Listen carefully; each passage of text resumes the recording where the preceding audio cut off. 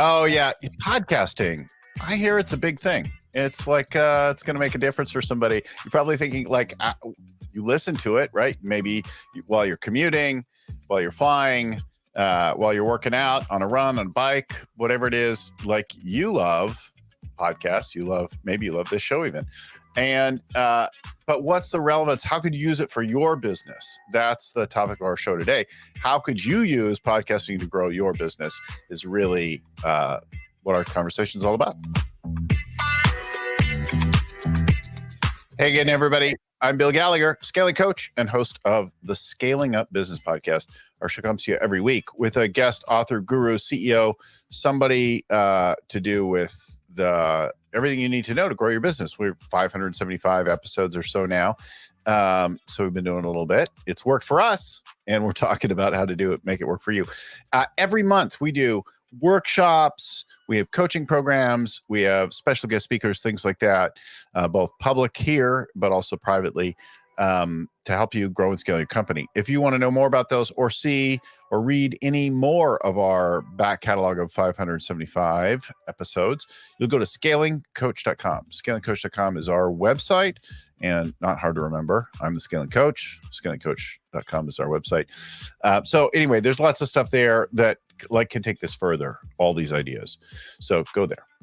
All right, listen, I'm joined now by Jeremy Ryan Slate. So he's got a show of his own, the Jeremy Ryan Slate Show.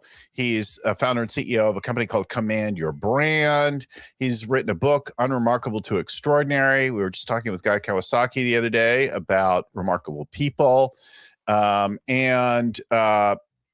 got a lot to say about how to use shows, and he's going to share with us some examples and why he got in this business and all that kind of thing. Welcome to the show, Jeremy. Hey, thanks for having me. And actually, Guy Kawasaki was in the book I wrote a few years ago. So great to follow him not long after, man. I know it was like 2 or 3 episodes ago. Just recently. Yeah. He's somebody that I've known somewhat casually for several decades. So I don't know, before we get into this, maybe it's totally on topic, maybe off topic, but I understand you have a master's degree in history. What had you go into history, and how does that deal with what you are in today? Well, more specifically, the Roman Empire, believe it or not. So when people started thinking about the Roman Empire last September, I'm like, here's my big break. Here it is, man. Yeah.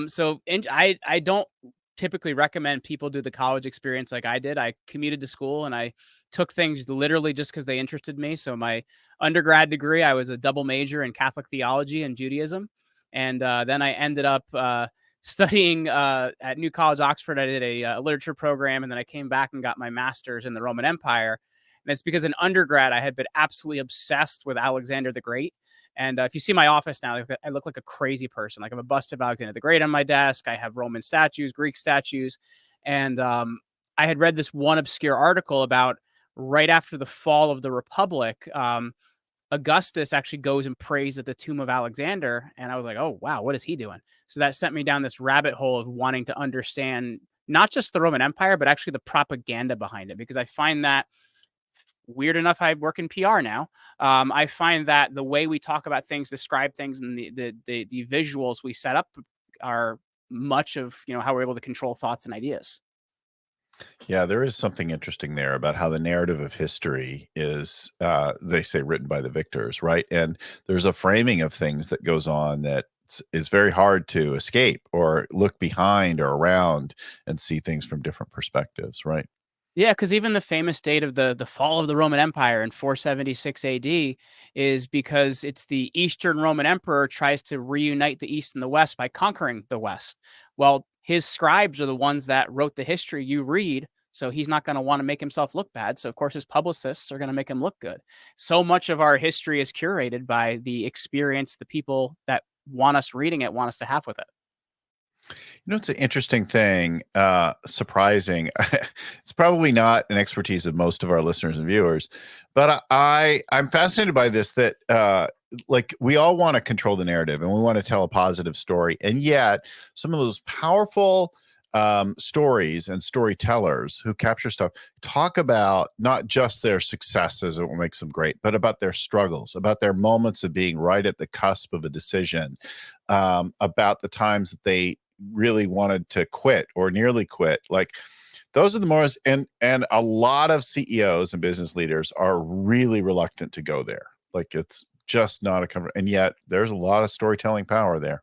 Well, it's relatable, and I think that's the difference is human beings make mistakes. If you look at a professional baseball player, you could be a Hall of Famer if you hit 300, but that means 7 out of 10 times you struck out or you grounded out or whatever it might be. And I think people connect better with your failures because they're things that they can experience and see in their lives. And I think as well, I don't know if you saw the FTC filing that came out not long ago that they're going to start going after influencers that may have bought their followings online or paid for paid for reviews or whatever it might be. And so I don't know what the enforcement mechanism on that is going to be, but that's kind of to be decided. So 2025 could be a very interesting year. But I think the thing that's interesting about that is if you look at life on social media, oftentimes it's not real life. And I think what we've started to see in the last couple years is we've seen, and podcasting has been a big part of this, we've seen people sharing more of their successes, their failures, their real life. And I think it makes you so much more relatable and so much more real to people. And it's going to be interesting as we kind of go out of that influencer economy of people, only showing their successes and, doing all their quote cards and fun stuff like that. We're going into kind of the real world of social media now, if that makes sense. Well, we have seen plenty of that, especially like on the lifestyle side of things where people just want to present everything, their morning routine in their perfect outfit. And then they get in the perfect car in the perfect place with their perfect partner. And like, oh my God. Enough or they already. Paid for that photo in front of that private jet that they didn't fly on. And it's kind of funny now to see all the things like behind the scenes. And I'm like, we think of this, like there have been folks out there selling courses and things like that are like, oh, look at I don't care about these Lamborghinis. It's the books that I really love. And I'm like, oh, come on. You're such a it becomes so unrelatable at some point. Does. And unrealistic. And then everybody feels bad about themselves. And I don't know that you're necessarily inspiring anyone with some of those things, but definitely some people will buy into that. They will, but I think that the thing that's kind of exciting right now is I think that you're seeing, for those of us that have always been real people, I think it's going to be a really exciting, next 6 to 18 months, I think, as kind of the online world changes a lot. And you're going to have those of us that have been doing these things for a long time and have had our successes and our failures. And hopefully we've, got more base hits than we've got now. I think you're going to see a big difference now in the next couple of years. We are starting to see more business leaders bringing humility to their leadership, but not all of them. I mean, the biggest, most visible business leader in the world seems to be like an unstoppable a-hole who is just torching his personal brand on the regular and his associated companies and everywhere. Like in my neighborhood now, I live in the West Coast, and so it's predictably pretty liberal. But people who are huge fans of the Tesla cars are like, they don't want any part of the brand anymore, and they're definitely suffering because of the leader's unstoppable sort of opinionating. Well, I think yes and no, because I think at the same time, there's some people that do like that as well. And I think, Right. having the ability, I think here's the struggle online as well is I think we need more free speech, not just speech we like, because, I've made some really bad points and I hope somebody would make a better point to strengthen them and vice versa. But I think we have to be able to have those conversations in the court of public opinion, Yes.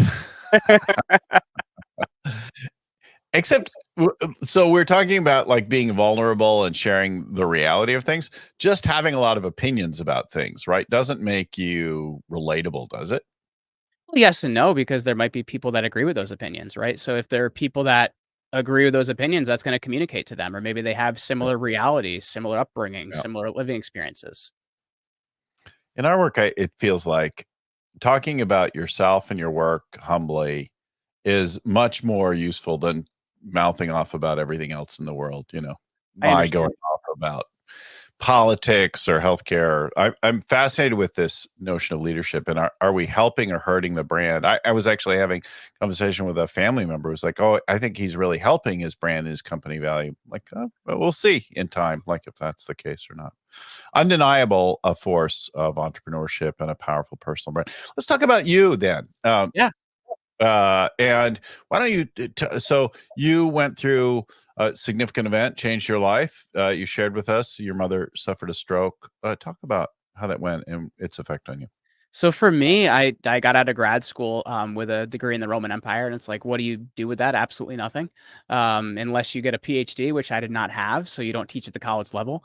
I ended up teaching at Catholic school, and I taught U.S. history and sociology and criminology. So I got eaten up very quickly because I had sophomores, and I'm 2 years away from 40, so you can imagine how I looked in my early 20s.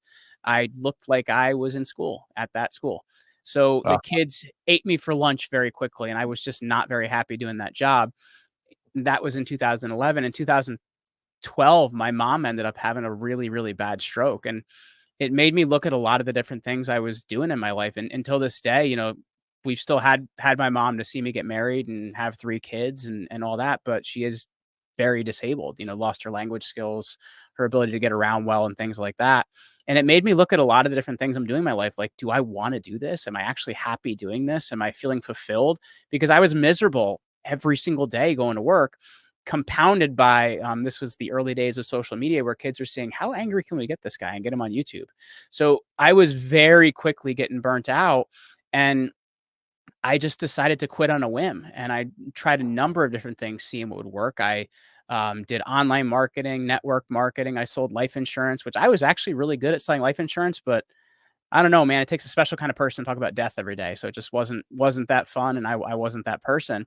And I actually started a podcast clearly as just a hobby, as I was working at a friend's marketing agency, and we saw 10,000 listens in our first month, and it Great. was I thought there was something here, and that was back in 2015 at this point in time, and now I've worked in this world for almost a decade.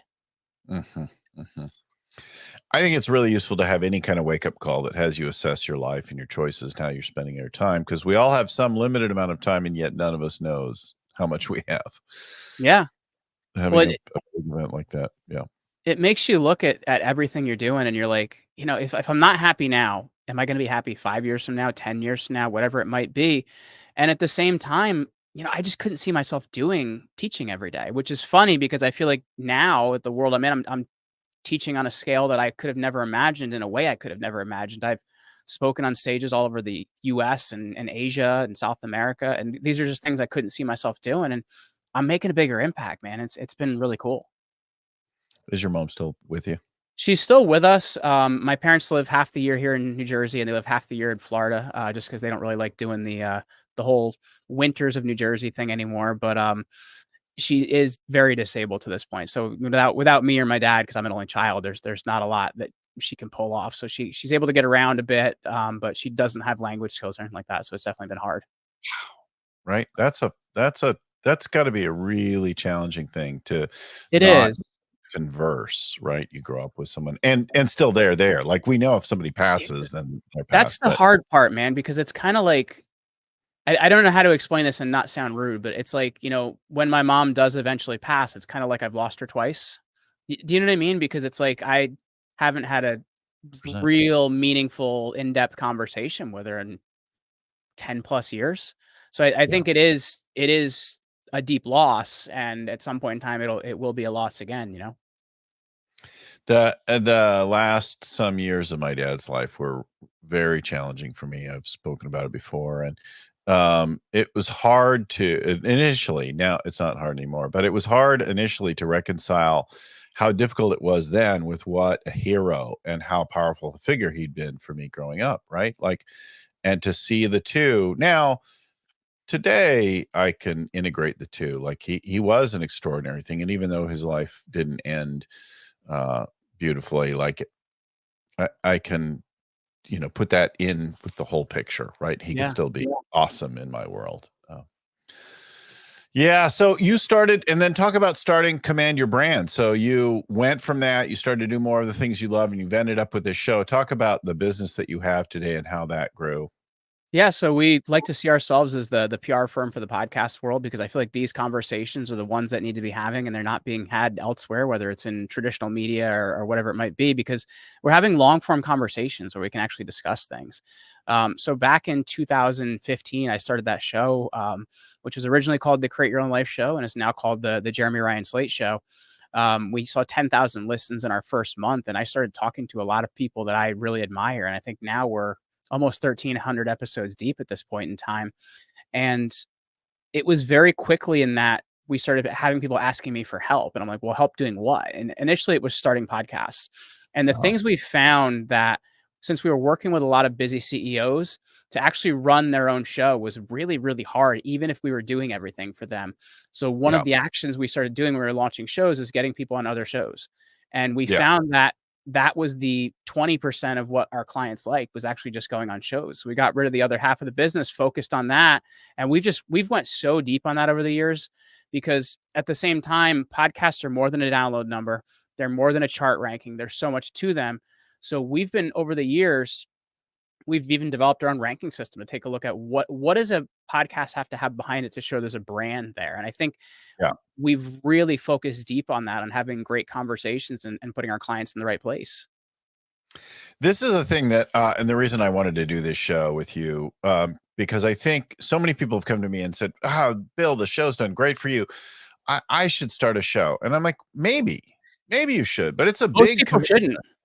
Yeah. And I'm not sure that everybody should. And I said, before you think about starting a show seriously, maybe go be a guest on 100 shows, do 100 shows, see what you have to say, build some audience, build some brand. And then maybe if you still think you have a show in you, then you might've gotten to a point where you're ready to go do that. And I've told a lot of people, and more people are listening, like, oh yeah, that's maybe a cheaper, better way to do it. Because if you start your own show, then you've got to build a whole audience around it. There's investment. It may take time to build your audience and to find your groove. And then to make it really great, you've got to be consistent with it. Yes. And that means doing it every whatever week, month, day, like that kind of thing. And that is a whole other thing. Well, and I think too, most people get into it for the wrong reasons, because my favorite conversation is people are like, all right, so how do I monetize this thing? And I think that's the problem, is when people are thinking of that as their primary goal, and that shows me they don't get it. Because I think the podcast has the most effect for 99.9% of people if it aligns with a business you already have. But I think for a lot of people, they think they're going to start a show in about 6 weeks. About 6 weeks, they'll be Joe Rogan, and they'll be getting $100 million deal from Spotify, and that'll be the end of it, and they'll do all this advertising thing. For most people, that's not the way it's going to work. I think a podcast is an incredible vehicle to, number one, help you network with impossible people, right? Like, I've had people like Yeah. Seth Godin, Guy Kawasaki. Like, I've had conversations like that on my show, where those people probably wouldn't give me the time of the day if I'm just like, Joe Blow out there somewhere. So the high level networking is awesome, but also the ability to create trust with the people listening to you is awesome. But I will tell you as well, and you've probably seen this, Bill, as well, people don't have enough patience to be able to build that and put that there. And that's why I think for most people, the best thing you can do, as you said, is start with going on shows first, for two different reasons. Number one, you're going to get your feet wet and you're going to learn how to be a good guest. But number two, you're going to understand how podcasts work. I think a lot of people want to, I think before we started recording here, I jumped on, I said, long time listener, first time callers, as a joke. But I think a lot of people want to think this is kind of the next evolution of radio. And it's not really that. It's something totally different. So I think to really get on a podcast, have a conversation, and get your feet wet is valuable. But you'll find if you do those 100 interviews, you're going to be a better host, because you understand what it's like to be on the other side of the mic. That is a thing. And some shows do a lot of editing and a lot of interviewing, and prep and production. That's a fairly expensive way that is not as common anymore. And so many more shows are like this, like an interview that's going to get recorded largely straight through. And so your prep is before and after. I think it's great advice. And of course, you are going to figure out if you do like to talk, if you are comfortable to talk in this setting, like behind a microphone, which is distinct and different. If you had a background in radio, it might help you. But of course, today we do the vast majority of our shows we're doing with both audio and video. Yes. So you've got both of it. And so you've got to do that. Plus, you've got to get your video and your lighting set up in case for that for the video side of it. And even if it's not a video for a show, there's probably going to be clips that are going to pull out of it and put across social media as we do. Well, I think even in 2024, if you're not doing video, you're really harming yourself, because I think those of us, like, as I've been around for a long time, Bill. So as I mentioned, I was a podcast purist for a long time, and I refused to do video until about 3 years ago. And I think you're actually hurting yourself if you're not doing video now, because, your number one way for discoverability now is YouTube. They added the RSS feed feature in January. You're seeing a lot of these different platforms push to video. So your discoverability is a lot better. It is very hard to build an audio only podcast. So video has to be a big focus for you, even if it's not that you're going to have professional studio quality video. But I think that's where a lot of these AI tools come in, because there are some incredibly good AI tools out there that can cut your costs by 70 or 80% and also get you a way better product. Getting of course, the message is the most important thing, but the distraction, if your audio's bad, if your video's bad, of like being preoccupied with that is so in the way of your message. And I see that again and again with somebody who gets on and they've got a terrible mic, or that you just hear every pop, crackle, you hear their dog.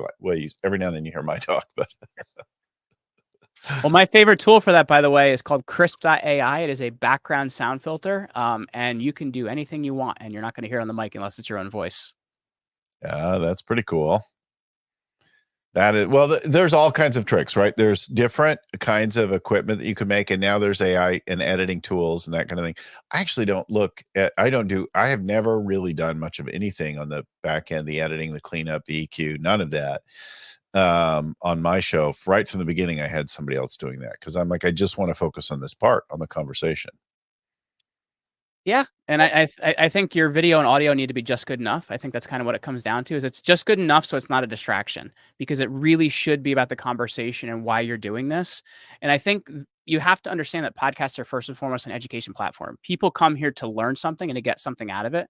I think, and you've probably seen this at a guest as well, I think people show up sometimes that they want to put their feet up and wait for their leads after they get on an interview, when it's really about how much value are you going to offer to the show you're on, and how are you going to teach people, because people are coming here to learn something from you. Now, talk about, let's divert for a minute from some of our stories, because I think we're pointing to something. What are maybe some of the biggest mistakes that you see people do when they try to go be a guest or pitch on shows? What are the kinds of, because getting pitched guests on the regular, there are some things that I'm like, what are people missing? I've had, I don't know, 7 or 8 pitches today for shows that I'm like, I don't even want to reply to this, Well, there's the basic of it, of get the host name right and their show name right. I think that's, you know what I mean? Like, we can see you swapped that out of your template because the font size changed. So like, I think bad mail one thing merge. is, yeah, it is realizing that when you're reaching out to shows, it is going to take a higher number to reach out in order to get yourself booked on shows. But you have to kind of understand, where is that balance to getting your story out there, but also individualizing it to the shows you're reaching out to, because it has to matter to that particular audience. So that is a really, really important balance. So get the host name right, get the show name right, but also you want to talk about things they care about. Because I know for me, I'll get some pitches like, have these guys even looked at what I talk about? Like, it's like, I'm not a big fan of coaches, but I get pitched by coaches all the time. And I think if you consumed my content at all, you'd have an idea that that's what not that I expect you to listen to every episode or be a super fan, but I know you just picked out one episode name that looks similar to what you want to talk about to try and show me that you like the show, but you don't actually like it. So I think that's kind of the first thing, making it relevant to the show you're pitching to. But I think second of all, people also have they like overwhelm in a pitch. Do you know what I'm saying? Like, you open the email and it feels like verbal vomit. And my first response when I get a long email, I don't know about you, Bill, is like, dear God, I'm not reading this. So to me, if you're going to do a pitch, you want to keep it short. Like, you need to 1 to 2 paragraphs and get to the point very, very, very quickly. What is in it for the people listening? But I think far too often people have the idea of, I want to sell this product. The show is going to do it for me. I'm going to overwhelm them and I'm going to lead with that. And you're not going to have a lot of success, man. So like, the number one thing in pitches is people overwhelm. They do the wrong name, and they've sent this out to 50,000 other podcasts out there in the world. So I think when you're looking at pitching, that's the first thing. But when you're looking at actually like being on a show, I think the thing as well is leading with value, because too often people want to send you to their next opt-in or send you to a page in their book or whatever it might be, you have to remember when you're there, this might be the only time people ever experience you. You don't have enough trust yet to ask for something else. Mm-hmm. Mm-hmm. I get the pitches that irritate me begin with that overwhelm, right? So they try to do something clever, like, Bill, we really love your show with Guy Kawasaki, and we think you'll love this next guest. He could talk about these 7 different things, and then they do a lot of credibility, and I'm like, I don't care really how credibility, unless his name is so much like Guy Kawasaki, he's not a draw in itself. I don't know he or she, and there's 7 topics. I don't want to choose. Tell me what your good topic is. What's the one that's right for this show? Pitch me one topic, one story idea. Tell me why it's fresh. I really think I could make a difference with your audience. Okay, why? Like, what do you have to say that? I just have a general disdain for long emails too. So if you send me anything along about anything, there's a good chance I'm never going to read it. Yeah, it's an interesting thing that comes along. So overselling your credibility, too many topics, too long email, sloppy pandering. And those are some beginning things. And that's to even get people to read your email to begin with. With bad lighting, bad camera, and bad microphone. It's going to be a great show. It's gonna be an amazing show. I mean, I've actually, and maybe I'll do this at some point in time. I wanted to start another podcast where I actually just sit and read the pitches I get in my inbox. That might be fun. I've seen people read their spam box. That's a fun one. It's very similar. Hey, Bill, love what you did with, whatever. Yeah. Okay. So, let's talk about maybe, why don't you talk about a couple of the companies you worked with? You shared with me about a doctor on the East Coast. Talk about that one maybe, and then we'll talk about what you've done with shows and like that. Yeah. So when you want to be successful as a guest, there's kind of a couple of different methods you have to look at. And I think for a lot of people, they're thinking of podcasts, purely as like a lead gen thing. And I think when you look at podcasts, it's really a trust vehicle. It's a public relations vehicle. It's about getting people to know you, like you, and trust you. But I will say, it's a terrible lead gen, because it's terrible lead gen. They're working out or driving or whatever, and they're not going to like stop, pause, and do your inquiry. Well, and you've probably seen all the different ways over the years. Here's my text code. Here's this. Here's that. So people have tried so many different things. Now, the thing that we've seen successful actually for product-based businesses, and this is Dr. Mike Haley, the doctor I was talking about. He's out of I think he's at Pompano Beach, Florida. But anyway, he sells an aloe product, and he's got a really cool story around it. But what he actually ended up doing is doing affiliate deals with all the hosts for the shows he was on. So it worked really well then, because there's something in it, not just the information, but there's also something in it for the host. Now they have to disclose and say, hey, we're an affiliate for this, because otherwise it puts you in a little bit of an FCC violation area. But we found affiliate deals to work really, really well. And I think he made it was around $55,000 or $60,000 just from a single podcast of promoting a health product. So a really good affiliate deal with the right audience could be really, really beneficial to you. But I think for a lot of people, they're stuck on this advertising model. And when you realize that if there's an affiliate deal, there's something in it for the host as well as in it for you, in addition to the information, it's a really, really, really great way to go about things. So for Dr. Mike, he came to us with somebody that had just started a new business. He was going out of being a doctor in practice to trying to start something more virtual. And we did our job so well that we're still friends to this day. But he's like, hey, guys, I actually don't need to pay you anymore, because now people are finding me. And I think that's what ends up happening is you start to get to this point where you've created so much attention and so much out there that you start to create inbounds. And I think that's when you know in PR that you're winning, is when people start to find you for the topics you're discussing. It feels to me like, so we've had ad sponsor messages, and we've also had affiliate partners in that we get a piece of whatever they offer, and we try to make sure that we disclose it when we have it and that kind of thing, and say, like, if it's something that we also use and use with our clients. But so we've done both of those things, but I feel like even then some of them work stronger than others. And if it's really compelling, if there's real value in it, or it's really novel, we get more uptake than if it's just another whatever, a Me Too service that there's 100 providers out there doing things like it or more. Well, there's the personal story aspect of it, I think is really, really important, because I know for me, like, we've promoted a lot of different affiliate products on my show. The one that we still make the most money with is a parasite cleanse. I went to Peru a bunch of years ago, had some bad ceviche, and I picked up something called liver fluke. And they actually eat your liver, and they're kind of disgusting. If you want to Google it, go ahead. And that product was a giant health change for me. So that we actually ended up promoting that for a doctor that's been on the show a couple times, and that's been our best-selling health product. So I think the personal experience part is really important. I know this is back in 2019. Tim Ferriss tends to promote a lot of products on his show that are products he uses. But he tried to go to the whole like user sponsored model where they don't promote products. And he actually got people that emailed him, asking him to promote the products again. So I think there is an important aspect of that if you cannot shift with the win and just promote products you like. I think in his case, it's because his whole message has been sort of about personal optimization, life hacks. So that whatever ashwagandha tea or this or that or bulletproof something like, he's all about that kind of thing. And I think a little bit like people go to that. When you think about some old school paper magazines, many of them, fashion mags in particular, people want to see the ads. The ads are as much a part of the content as anything else. And that's not the case with everything we listen to or watch.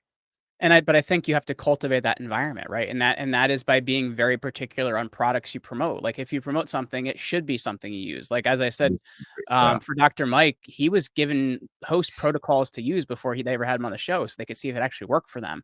So I think the personal experience aspect is vital to actually seeing success as an affiliate. Yeah, really interesting.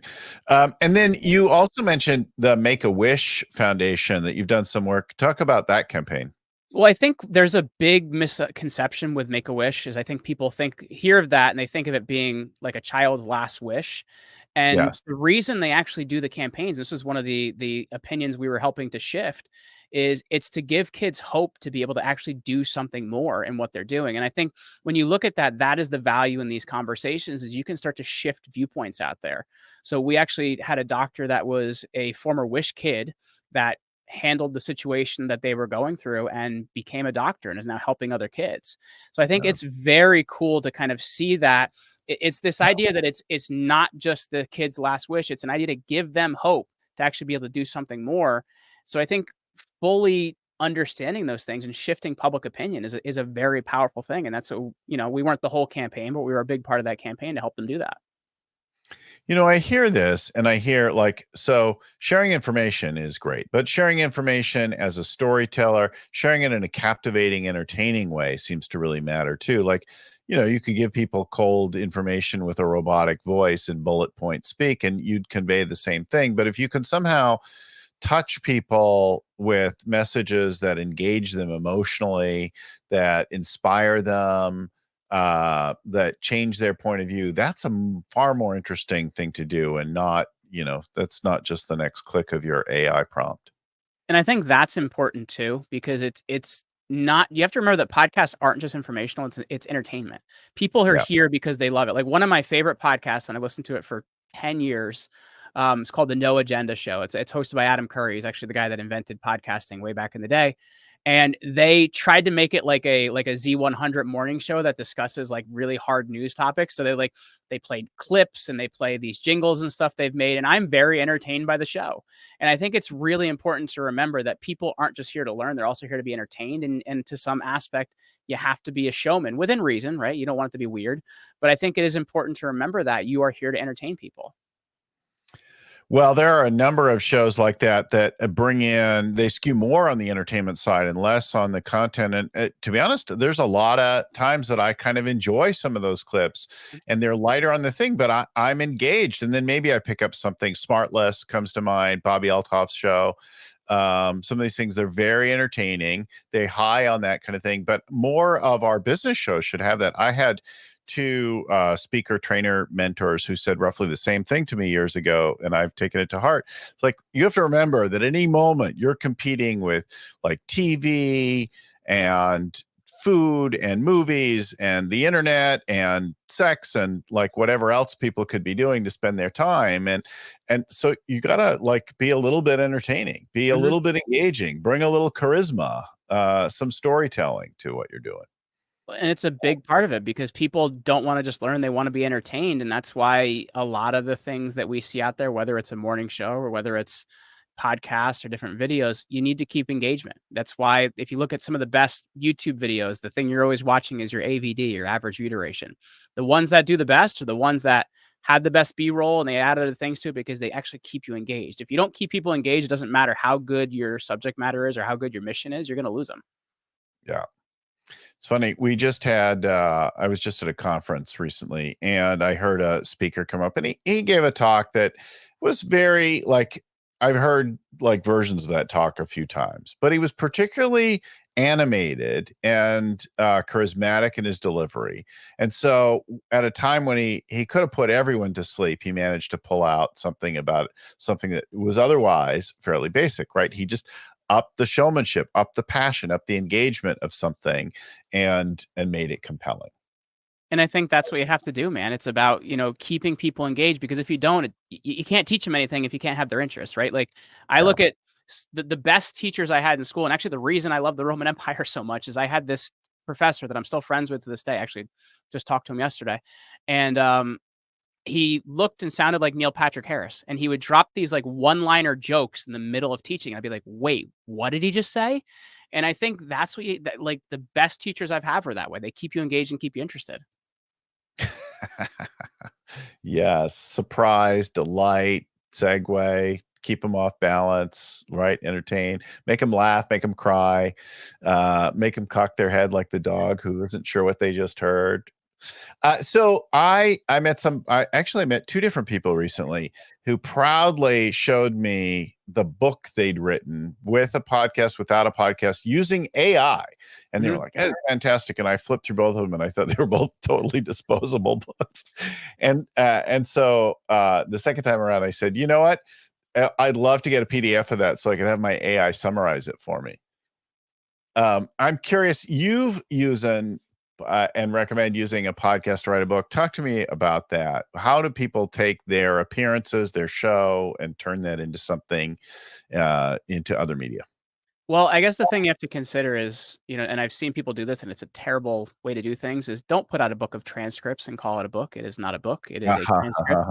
So the Mhm. thing that I've actually done is when I wrote my book, Unremarkable to Extraordinary, about 3 years ago, that the thing that I actually took a look at is I had core concepts that I wanted to cover. And then I actually found stories in the conversations I had and transcribed those. We then took those transcripts and put them into Google Docs. And then I actually used voice text in order to actually add in the pieces that were missing. And then I had a human editor then go through it and help me kind of humanize it a lot more. But I think if you can use a podcast as kind of a long-term research project to talk about the different topics you want to talk about, I think there's a ton of value in that. But it doesn't mean just dumping transcripts into a book and using them. To me, I love tools that make things easier for me, but at the same time, you can't take the human element out of it. So I found 12 different topics I really wanted to cover and I felt were important to be an extraordinary individual. Found some stories that really matched that. Guy Kawasaki's was one of them, being a brand evangelist. I think that's important. Yeah. Took transcripts of those stories, and then I filled in the missing parts using speech to text through Google Docs because I'm all thumbs when it comes to typing, so I find that is a lot easier for me. And then God bless the human editor that then helped me put the whole thing together so that it actually sounded like somebody with a high enough IQ wrote it. So I think it is a real process, but I think a lot of times people want to say, "Hey, all right, AI, write my book," and it's like, well, good luck with that. You have to figure out how to use AI to fill in your gaps and to actually help you make something of value to the end user. I'm no stranger to AI. We use it with our clients almost every day and in our work. But I heard those folks and I'm like, well, let me see what I could do. So I went back and I followed their instructions and in one case, some of their prompts, and that kind of thing. And I made like a serious attempt to outline and then write a book. And if I just said, write me a book based on this, it was complete trash. It essentially just bombed. And the sentence structure is a little weird, by the way. Like no human being speaks like that. And then the next one I said, I was like, okay, if we wanted a book about this topic with this drawing on this source material, what would the main ideas be? And so that was somewhat useful. Like, how would you organize this? So some outlines, some summary, some ideas, great. And then I said, okay, write me a chapter of however, 2,000 words or something hitting on these points and telling these stories, drawing from this material. And it was just complete, like, nonsensical trash at that point. But if I went in and I said, give me 500 words about this, I can often get something interesting. So there's some point at which, like, it seems to just produce nonsense, like gray gibberish. Well, I think when you look at AI, and I don't know if you heard, there was a lawyer not long ago that got disbarred for trying to use ChatGPT to help him with case law that didn't actually exist. I think when you look at AI, and this is why I don't think that Skynet is ever taking over as much as people want to claim it is. Well, give I it think time. I think it's a good way to make you to cut time and to Yeah. actually be more efficient at what you're doing and have a higher productivity output. Yeah. But I Yeah. think to think it's ever going to replace people, number one, is pure just laziness. But number two, the outputs you're going to get are absolutely terrible.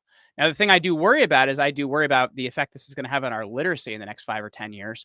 But I think if you can realize how to use AI to be more productive and get more done with what you're doing, like, for example, I used AI not long ago to help us redo our brand standards. So I asked it, okay, if I'm going to do a brand standards manual, what are the 10 things that should be in it? So it gave me a list of 10 different things. I'm like, great. Okay, good. Let's talk about the first one, brand voice. What kind of questions should I be asking you if I want to know what a brand voice sounds like? So then I had it ask me the questions, and then I answered the questions, and then it gives you a list of things that you can use to then write the narrative. But I think to ChatGPT to say, all right, write me a narrative about my brand voice, well, that's useless. You use it to help you iterate, right? To help, to help you kind of fill in the gaps. Yeah, well done. I think that's a core message. Like, use it smart, use it in pieces against something, but don't just try to invoke your ultimate lazy, easy button and check out from your job, making something relevant. Because you're going to ask it to write you something, and it's like, we're going to go on a journey to learn about that. And you're like, okay, this is AI. Yeah. Well, lots of good things to think about here. I think the core message that we want to share with folks, you're talking about every day, and that is use shows to get your brand out there. It's a fantastic PR vehicle. And there's, I don't know, do you know how many shows there are today? Oh, gosh. It depends on which platform you talk to, because there's a fight between Spotify and Apple for who's the biggest. So Spotify likes to say there's like 3.6 million, and then Apple likes to say there's 3.1 million. But then if you dive deeper into that, I think only 18% of them are active. So that means you have a much, much lower number of podcasts that are actually out there. So yeah. Well, there are scads, you could say, a bajillion shows that are looking for guests, for people, for stories. And there's a lot of opportunity to get there. So be smarter about getting on them. Maybe thinking about working with a company like Jeremy's. Jeremy's company is commandyourbrand.com. We'll throw the link on the screen, and we'll put it in the show notes as well, commandyourbrand.com. And talk to him or go it alone. It's always easier to get some help, somebody who's done it before. But there's a lot of fertile opportunity to help grow your brand using shows like this. Let me give and then wrap and say a couple things. Shout out and thanks to my friend and mentor, Vern Harnish, who created the whole scaling up framework and the Rockefeller habits that came before it. And to the people at StoryOn, Christelle, Seth, Cameron, and the team who get our show prepared, ready, produced, distributed, promoted, all that every week. And to everyone for watching, for listening. If you want to find out more, go to one of our workshops or do that kind of thing. You'll go to scalingcoach.com and you'll find all that. Or just like, subscribe, wherever you are now. If you're on Apple or if you're on Spotify or anywhere else you get your show, go there. Or you can go to scalingcoach.com. You can subscribe to our newsletter. You can do our workshops, do that kind of thing, find out about our coaching program. So we help you grow your business. We make it much easier. We take out the struggle and the suffering and can make the process more fun than it probably is today to grow your company. So hope that's helpful. We'll talk to you again next week. Until then, keep scaling.